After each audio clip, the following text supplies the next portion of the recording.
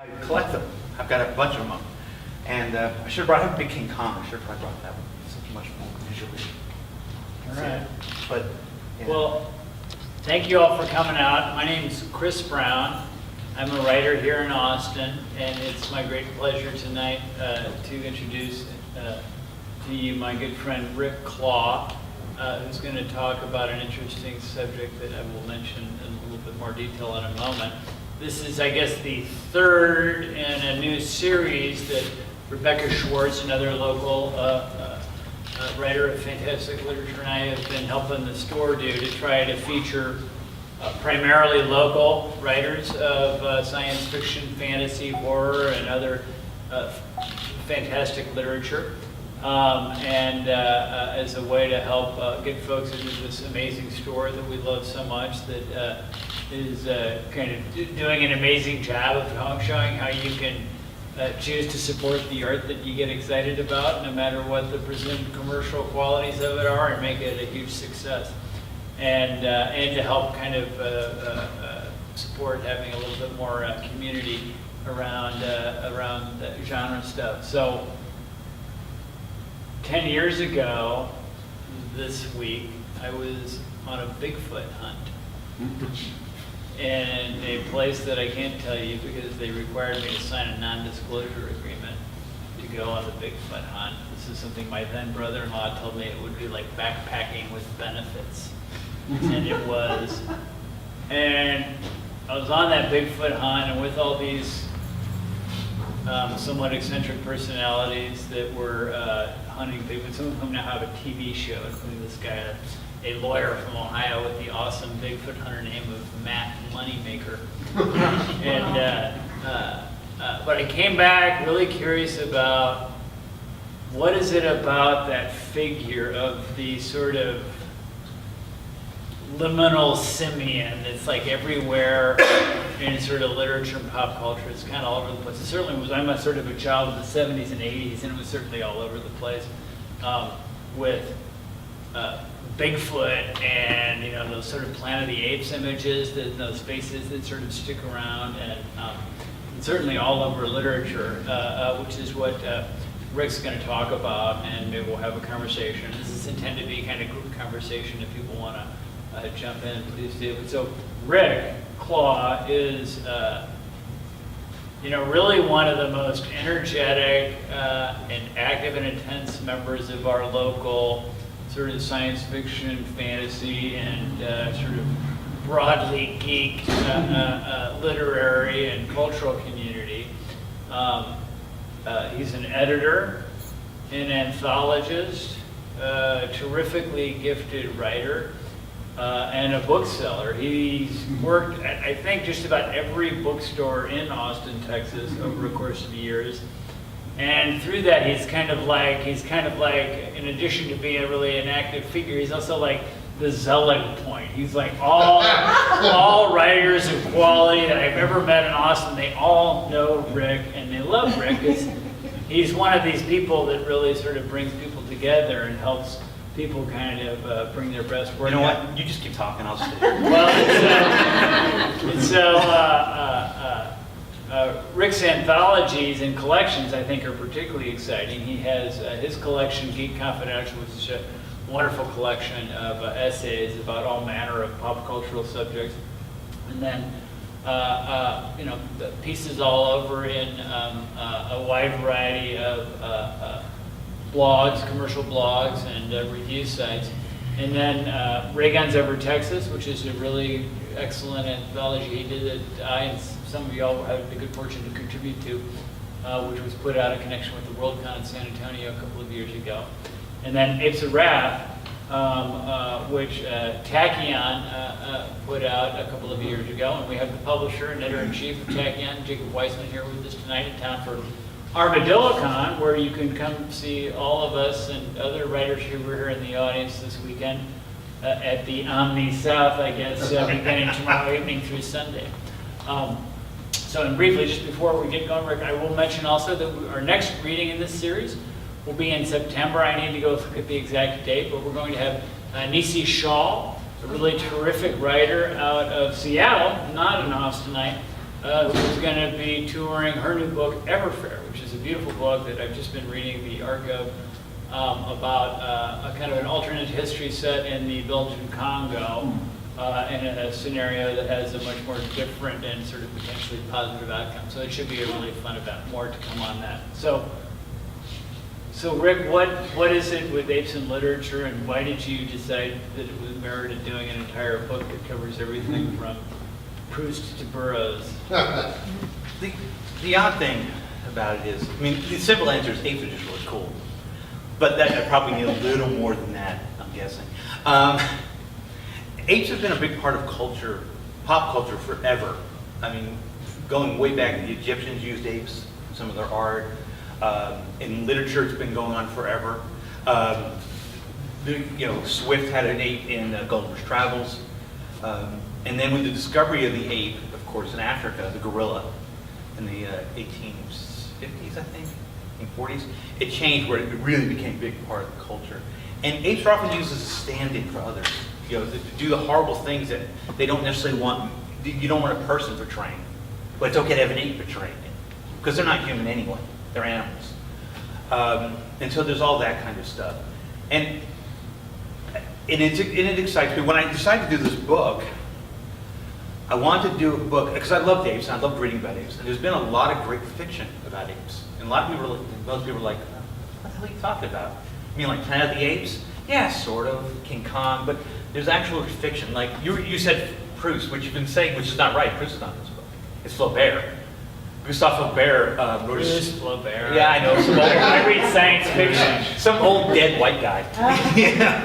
And Flaubert's story, for example, is he wrote when he was 17, and in his book, it's the second time it's ever appeared in English, the story. And it's about a slave girl that's crossbred with an orangutan, and it's about their child growing up. So really, I mean, the story's horrific beyond belief. It's like, oh my God. And it came out a year, he wrote, I want to say it's a year after Frankenstein, or right around Frankenstein. So it's that whole vibe that was going through. It's an experiment with science kind of stuff. And it's got the promise a lot of times for 17-year-olds, writing stories. But, oh, gee, look at that, how cool that is. And of course, I did that, and I also talked about, Aesop's used apes in several of his fables as stand-ins again. And of course, and then there was Edgar Rice Burroughs, with Tarzan, and which was the first big ape property. There were big ape stories before that, really popular ape stories, but not like that.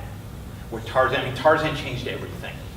When it came out in 1912, it was a huge bestseller, and it was made to a movie in 1914. It was a silent film, which with Emo Lincoln, who's a wrestler. And he's like this big burly guy, and he's got hairy chest, and he's like the most non-Tarzan Tarzan you can imagine. He kind of got a big belly, like wrestlers often do. He's got that big belly. He's wearing a loincloth coming over, with the spots on it, leopards, and the girl was playing Jane. She was 16 at the time, and the movie was a big hit, though. Oh yeah, and also the movie had the first time that anybody ever used gorilla suits in a movie. And as you probably gonna know, most movies, up until, they still use gorilla suits essentially, but they would have people in suits. And for most of the history of film, there's been like 6 guys that do it, that actually do all of the gorilla acting. There's a great essay here by Mark Finn about the guys who wear gorilla suits. He talks about the history of them, the brotherhood. And essentially what they do now with the motion capture with, what's his name? Andy Serkis. Thank you. Andy Serkis. It's just a form of a gorilla suit. He's still, he's putting on a suit, and he's acting like a gorilla. They're just digitizing the image of the gorilla. It's a virtual gorilla. Right. So it's still the same exact technique they were using, just a different technology. Because the old gorilla suits were heavy, they were sweating, the guys would take it off and they'd be drooling, dripping sweat. And it was really kind of gross and disgusting, it was tiring. And also the guys who played the gorillas, they used different names when they played the gorillas, and some of them were real serious actors. And it was like, you can't tell somebody you've been a gorilla. It's like doing porn. I was a gorilla in the movie. Oh, God. Family dinners were probably never the same when you found out. And so there was all that. It was interesting watching the new Tarzan movie, because I'm sure they used some of the motion capture in it, but the gorillas were not. Actually, the gorillas were better in Greystoke than they were in this new movie. The use of the way they did the gorillas, but you know, there were other issues, and of course Tarzan also is that whole Great White Hope thing. You know, look, the white man's going to swing into Africa and save everybody because they can't save themselves, which is inherently insulting. And a lot of ape fiction has that problem. And when I was putting this book together, when I put this book together, that was one of the things that I was concerned in this book. And there's a disclaimer in my introduction where I talk about the racial issues in this book, because they were written at different times, you know, and some of them were not enlightened at all. But it doesn't take away from the quality of the story in and of itself. Later on, of course, it changes, and the meaning of the ape changed to represent different things. Talk a little more about that. So, how does the ape? What's the kind of the core initial representation? Well, it's often been black men is often the you know, in historically. It's a sort of thinly veiled racial analog. Oh yeah, definitely. But when it's best, it's actually an analog for just the savage beastry of man. That's our bestial selves. The things that we would never be able to do if we were actually people. You know, I mean, one of the reasons that King Kong works so well, for example, is King Kong is this bestial creature that represents both the best and the worst of us. You know, King Kong, he destroys things. He's like an overgrown child. He gets angry, he throws fits, but yet he loves somebody so much that he's willing to die to protect them. And so it's both. It's all mixed into one person, one thing, and you have a creature representing it. And you don't have to use the actors to do it, because the apes are going to be a blank template for that kind of thing. So you can create both the best and the worst. And Planet of the Apes has that too, where you have apes. I'm sorry.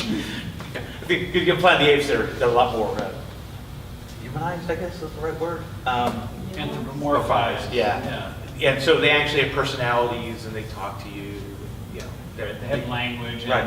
they're sort of mediated Right. between human and ape. And of course, Planet of the Apes in the movies, certainly the early movies, actually even the later ones, are representations of the racial issues in the United States. I mean, it's a direct correlation. It's not even. It's like so not thinly veiled. It's like whoa, you know. But you're doing it as popular entertainment, and so people. I'm sure there were a lot of racists that went and saw, you know, Planet of the Apes. Certainly loved with the revolt and the later ones. But even the first one, you have this thinly veiled. You have the society run by the darker skinned gorillas. The gorillas who are darker skinned, who are violent and don't respect, you know, other people's views. And you have this, you know, this white man who comes in and essentially the Great White Hope and saves these apes, saves the lighter skinned apes from these dark skinned, you know, gorillas. Now, that being said, I love Planet of the Apes.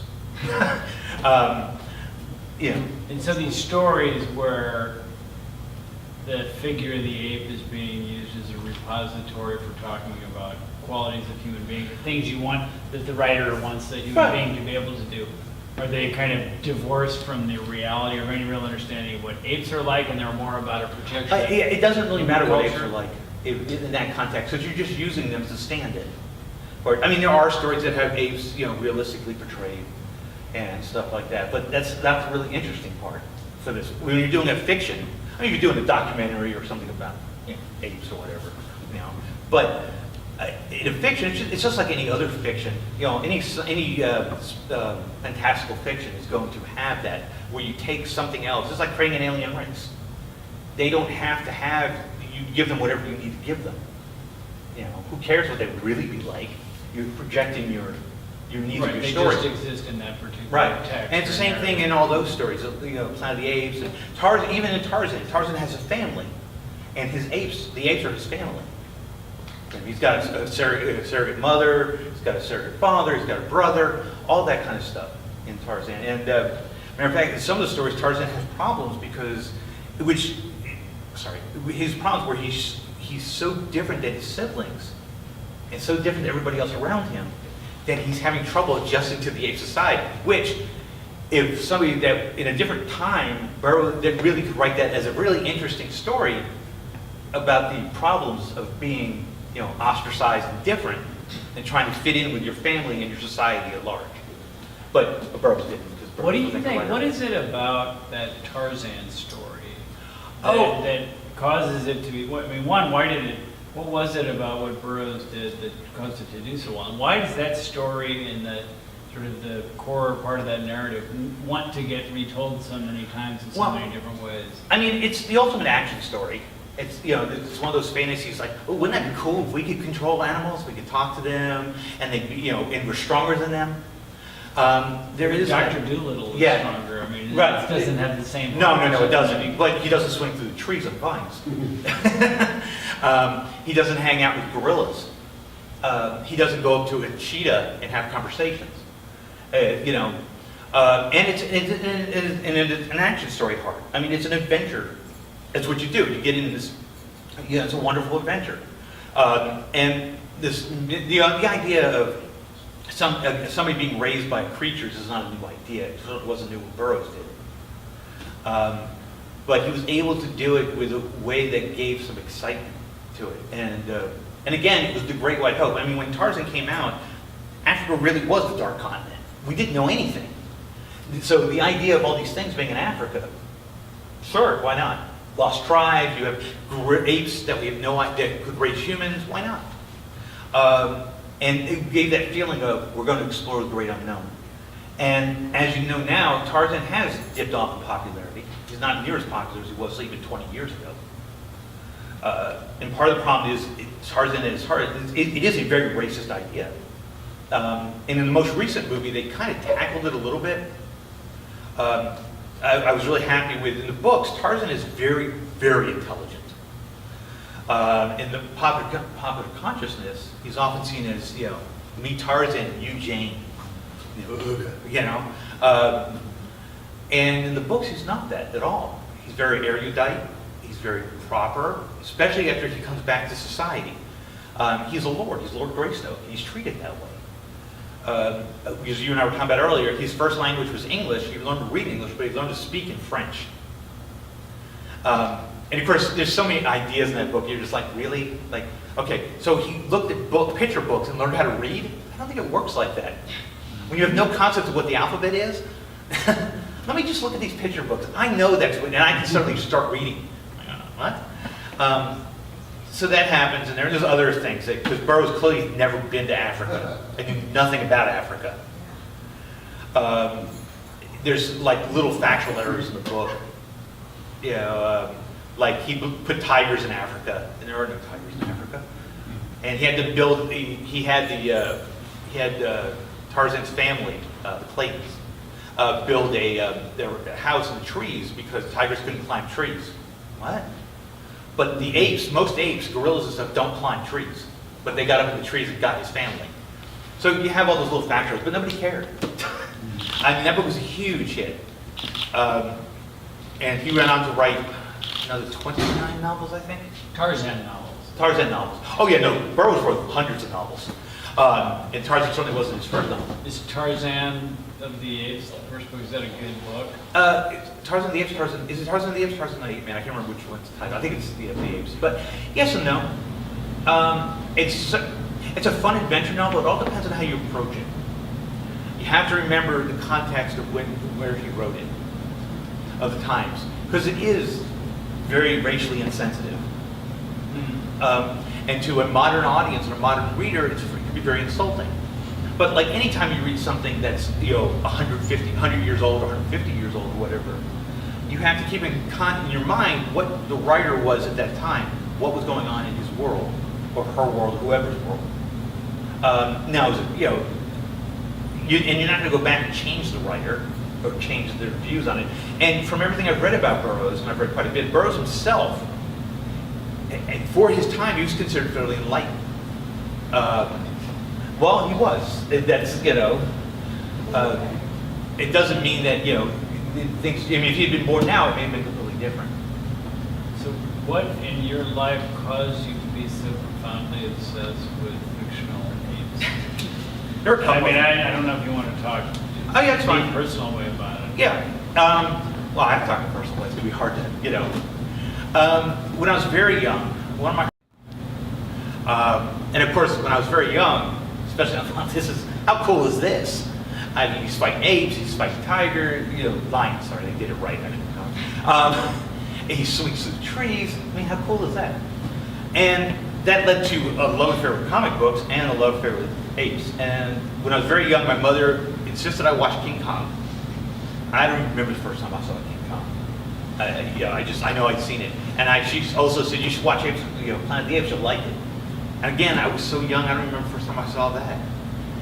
And most of you all are old enough to know this, but when I was younger, they would have the $1 million movie at 3 o'clock. You race home from school or whatever, and they always had Planet of the Apes week. And they would show all 5 Planet of the Apes. And so the trick was you had to get off that bus fast enough to get home to watch Planet of the Apes. And I actually had another impetus. We only had one TV in my house. And my sister, who's a year and a half younger than me, hated Planet of the Apes. I used to have this problem with Planet of the Apes and Godzilla week. And so I'd have to run home, beat her home, because if she got home first, we'd be watching Brady Bunch. And that was, no, that wasn't going to cut it. But if I get home first. Were there ever any apes in Brady Bunch? It could only make it better, but I can't think of it. There was some in I Love Lucy. There must have been an ape in the Brady Bunch episode, surely. Probably. I don't know. I've seen all the Brady Bunches. I don't remember that. It was my sister. Now, I had not watched the one in older one. I don't want to get us up, I'm sorry. That's all right.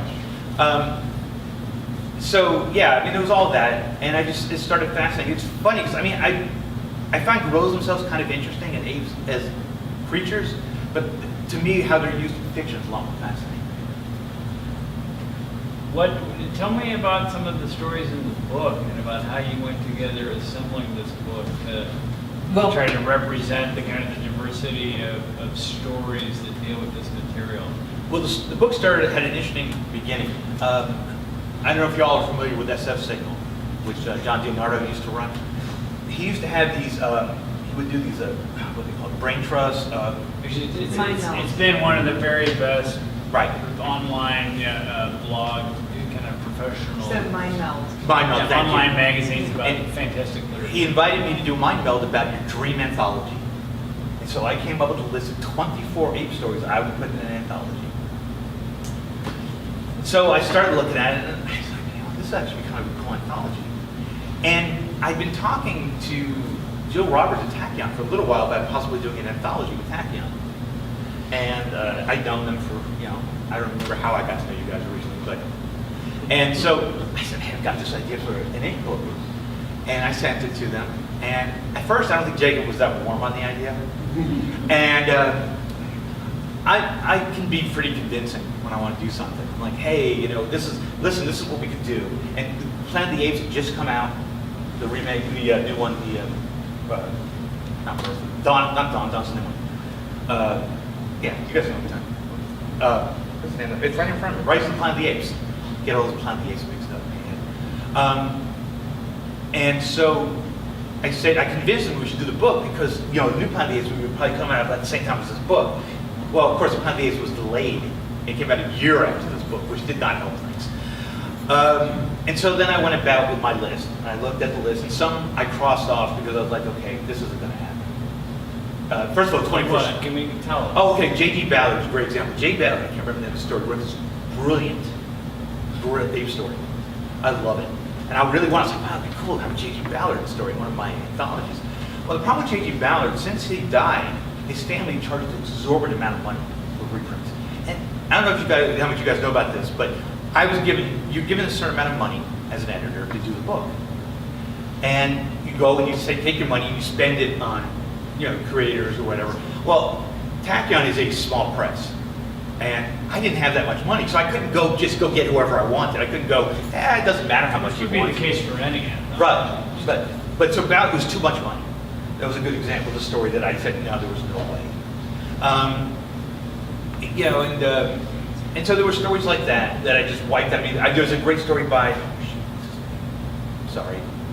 Italian writer, Calvino. Calvino's got a great ape story, The White Ape. Again, Tal Calvino, there's a reason how Tal Calvino never appears in anthologies, because His English language rights are owned by one publisher. His digital rights are owned by another one. And then the basic rights, the Italian rights, are owned by a third publisher. So to get the book, you have to negotiate with all of these people. And all of them are going to want a piece of this pie. Yeah. And it's only a 2-page story. So I'm like, well, I'm not going to kill myself to get it. I mean, as cool as it would have been to have the Tayo Calvino story in the book. Yeah. Sorry, it was just too much. Yeah. Two of the stories that were kind of interesting is the Flaubert story, which I had never read actually until it was translated. What's the title of that story? That's all right. I know it's shocking. I can't remember every story in this book. It's only been, Quid Valeris. And I had read about the story and what was going to be in there. And so I decided to hire somebody to translate the new translation. And it turned out really well. It was really, like I mentioned earlier, a creepy horror story. And so that was fine. And then I got a Kafka retranslated, A Report to an Academy, which is this great story about a guy. It starts off with, I'm going to tell you about my former life as an ape. That's how it starts. And he gives this whole report about how he used to be an ape and now he's a man. And it's a great story. It's a Kafka story. So it's and I was really proud to have those two in the book. It also showed, I'm trying to prove my point that there wasn't just a niche of ape stories where they were just, a bunch of, Flaubert and Kafka were kind of freaks. But they were just freaks doing them. There were these literary stories. And so I was able to do that kind of thing for the book. And there were some other ones that I did that really helped get the book together. What's his name of the book? It's Rachel in Love, which is one of the most famous stories about apes, most recent famous stories about apes. I was really glad to have that by Pat Murphy.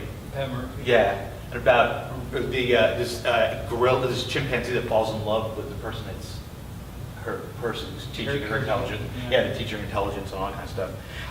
And one of them surprised me was Faded Roses by Joy Fowler, which Jacob had recommended, which is about in the far future about apes in the museum, and it's about people at school seeing apes in the museum. And it's a really good story. It's a great way to end the book. I also decided to put essays in this book. I'm in the Steampunk book. I don't know if y'all are familiar with it. That Ann and Jeff Vandermeer edited, where they had the fiction and then they had nonfiction in it. And I wrote kind of a pop culture guide to cyberpunk for steampunk, for steampunk for that book. And when I was putting this book together, I thought that's a really cool idea. So I went and got people to write essays about elements of apes and pop culture. So like Jess Nevins writes about literature, pop culture. I got Scott Cupp to write about comic books. And comic books and apes, huge relationship there. DC Comics used to limit the amount of ape coverage you could do in the 50s. Because everybody wanted an ape on their cover. And ape books would sell at least 2 times as well as a book without an ape on the cover. But there were certain rules about the apes. The apes had to be doing something human-like. Like talking, or like being in a jail, holding bars in the jail, thinking, oh, I can only escape. Those kind of things. Or riding a motorcycle. And they had to be doing something that humans would do. And so it was so popular. Anyway, so he wrote the essay for that. I wrote the essay about the history of film in apes. And again, there's a long history of apes in film. One of the earliest silent films is an ape film. And then I had Mark Finn write an essay about the gorilla men, the guys who wore the gorilla suits. That was kind of a weird thing when I decided to do that one, because a book was almost done. I was like, it just needs a little something.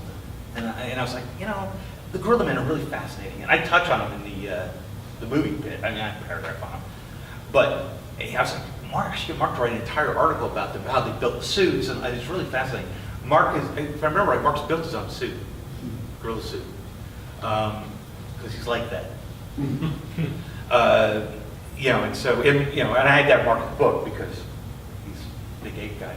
So, that answer your. What are the top ape novels? I know. Other than the Tarzan books. The Fowler one from last year, whose name has gone out of my head. And they're all completely beside ourselves. Yes, it's an excellent. We're all completely beside ourselves. It's a fantastic ape novel. It's about the story about a young chimpanzee and the family that she's raised in. Karen Joy Fowler. Yeah. There's that. Planet of the Apes, actually, the Pierre Boulet is actually an excellent novel. It's really short and nothing like the movies at all. They have nothing in common. More like overtly satirical, right? Yes. The story is about these explorers that go into a capsule in space that they find. And they go in there and they find this essay or letter or testament, whatever, from a guy talking about this ape society he had discovered. And you find out at the end, I'm going to run it all for you now, sorry. No, don't ruin it. It's a great twist. No, okay, I won't ruin it.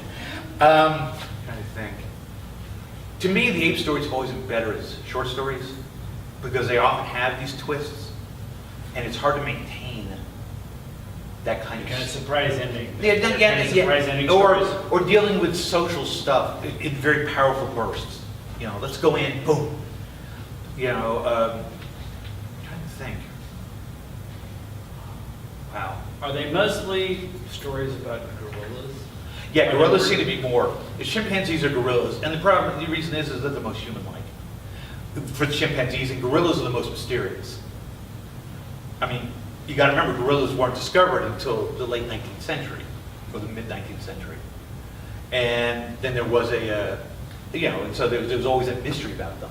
And there's still a lot of mystery about gorillas. People don't understand that gorillas are mostly peaceful animals. They don't really attack things. That's always been one of the things about Tarzan, is the apes that are in Tarzan behave like no apes that anybody ever knew, has known since. And when they did the recent movie, one of the things, they acknowledged that fact, which I liked a lot. About this tribe of apes that behave, they go, well, we have no idea what kind of apes these are. And they literally say it. They're like, okay. Yeah, you gotta like that. Well, it's always like an imaginary law, race of apes that don't exist. Yeah, right, exactly. But it's just nice to have the, instead of trying to make them, shoehorn them into something that makes sense, heck with it. You always hate when they do that. It's because it doesn't matter. Who cares? If they were real, if they matched to gorillas or whatever, or orangutans, it doesn't matter. Orangutans were used quite a bit too. Again, because they had human-like qualities to them. And of course, Poe wrote probably the most famous orangutan story, The Murders in Rue Morgue, which is actually, it's not a bad story, but it's a horrible twist mystery. It really is. You get to the end, like, really? But it's a good story, beyond that. But he used the orangutan, and that it's probably one of the most famous ape short stories. Are there audience questions? Wow. It's okay. What's the oldest ape literature that kind of comes to mind? Are there things that precede? This seems like when you talk about the discovery of apes. Right, we discovered gorillas. Gorillas. That's different, yeah. And this is very much springing out of kind of Victorian era culture. Right, well, and also the Darwin is the other thing that spiked it, because the idea that we were related to apes. Right. Started doing this where people go, oh, that must be what I'm looking for is. And so then people go and play with that idea, right? Mm-hmm. Yeah, just like we do now. When new scientific discovery comes along, and writers play with the idea. Sure. And that's part of the fun of these discoveries, as we've all seen. I'm looking for Justin Evans' essay on apes and literature, because I was reading this actually just earlier. Huh? Aesop had him. He talks about how there's apes, and Plato wrote about apes actually. That's not fiction, he's writing about apes, he's comparing somebody else to an ape. Winter's Tale has apes in it. Somebody's referred to being like an ape. So, yeah, there's been apes. Usually the first novel that actually uses an ape is Jonathan Swift and Gulliver's Travels. Gulliver's Travels? Yeah, he has a giant monkey, which when you read it, it's obviously a gorilla. And gorillas have been discovered not long. They were rumored to be a lot, what they were. They actually had not seen one, but people were writing about them, talking about them. And then, that's something we don't have now, of course. That's why we have to go out in space and stuff like we're in science fiction. So much of it then, they just didn't know. So they hear about this giant hairy creature, again, like Bigfoot, because of that thing. Bigfoot's what's used for that now. where you have this mythical giant creature that nobody's really seen, but everybody talks about, and it can kind of describe. So we'll make it into fiction. We'll use it in our fiction, and it's going to be a very powerful tool. Right, that seems like you could, trace it back to the wild man of medieval Yeah. literature and folklore. Right. And and Aesop, like I said, Aesop used apes. Is that sort of line of Bigfoot and Yeti and sort of mystical liminal ape figures different than these sort of Yes. stories that are just about gorillas? Yes. That's a totally different body of work. Yeah, it is, because the stories I've read first of all, there's not as many with Bigfoot and Sasquatch, or at least the quality's not the same. The Yeti, part of it is the ones I've read like that, they just... Other than the Bigfoot porn. Well, that's, yeah. Shh. Then it's a crossover with Bigfoot and ape porn. But anyway, they seem to just be the boogeyman in stories. Bigfoot, Sasquatch, Right. they're just the boogeyman. Well, Which is kind of, many people would say that's their original folkloric roots. right, sure, and there's nothing wrong with that. But apes are not often used that way. They're not the boogeyman all the time. I mean, sometimes they are. Certainly, like Murders of the Morgan was, but a lot of times they're not. They're not the boogeyman. And so in Bigfoot, usually Bigfoot stories are firmly entrenched in we don't know anything about them, and nor are we going to learn anything about them. You don't get stories about people with families of Bigfoots or big feet. You don't still get those kind of stories. It's funny because I did a Bigfoot anthology.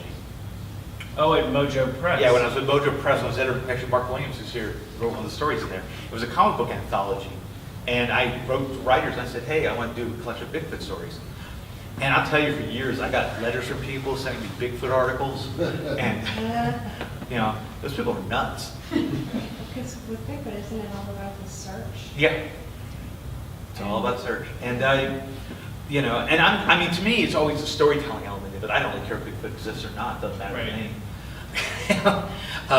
But it was just like a neat thing. Again, in most of the stories in that book, there were a couple of examples that weren't, but there are a lot of the boogeyman. He's a monster, and which is fine. But it's a different thing.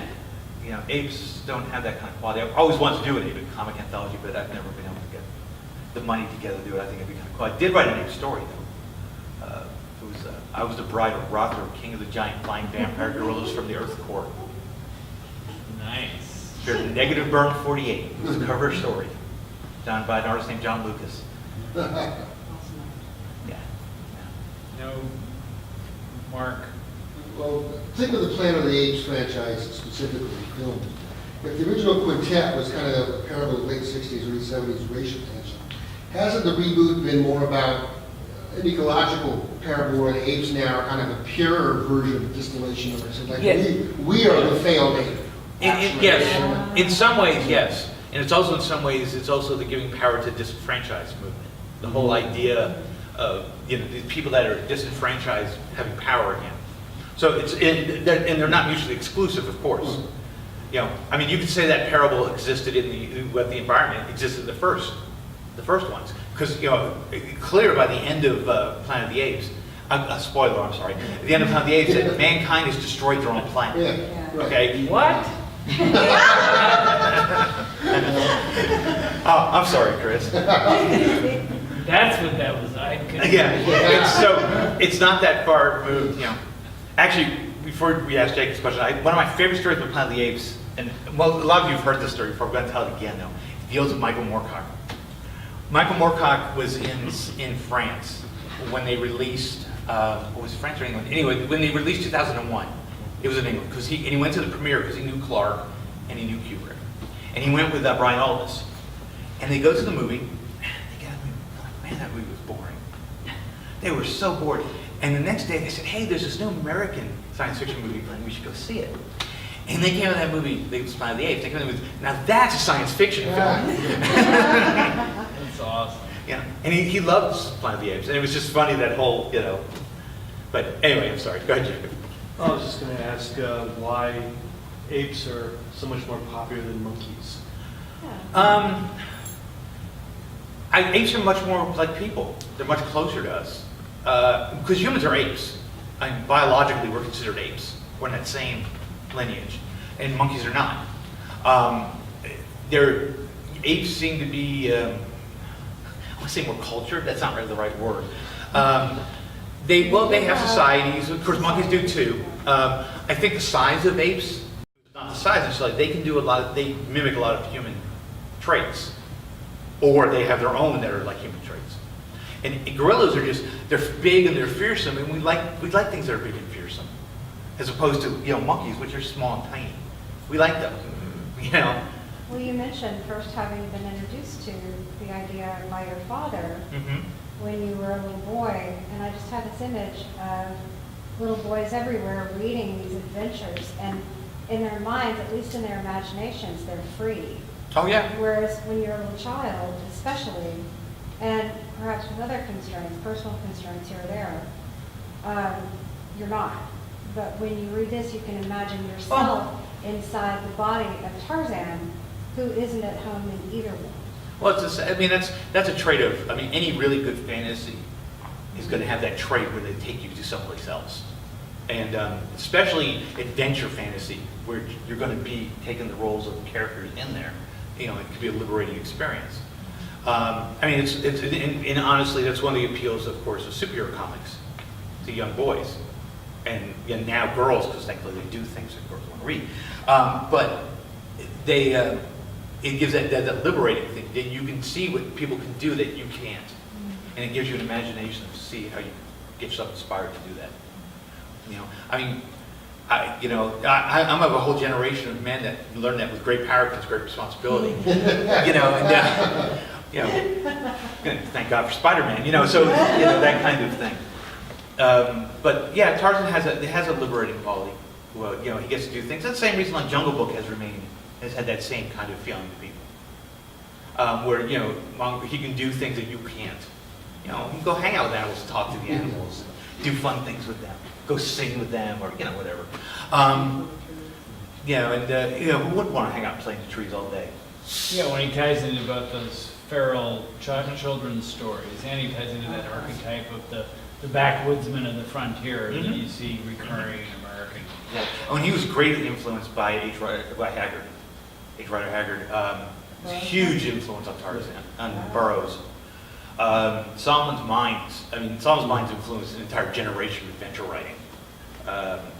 It's a great book, Solomon's Mines. And actually, I almost put a Tarzan. He has a kind of an ape story too. It's an excerpt actually from one of the Haggard's. That's why I didn't use it, because it's an excerpt from one of the books. Though it would have been free, I could have done that. Yeah. So, anybody else have any questions? Wow.